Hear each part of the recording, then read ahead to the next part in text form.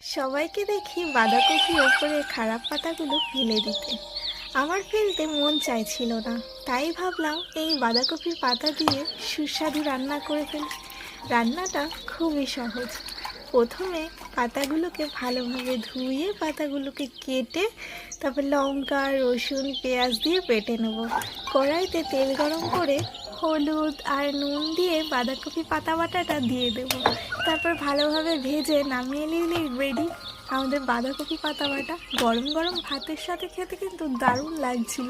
তোমরাও ট্রাই করে দেখো একবার, আর কেমন হয়েছে ভিডিওটা কমেন্ট করে জানিও। আর আমার ইউটিউব চ্যানেলটাকে সাবস্ক্রাইব করে দিও। টাটা।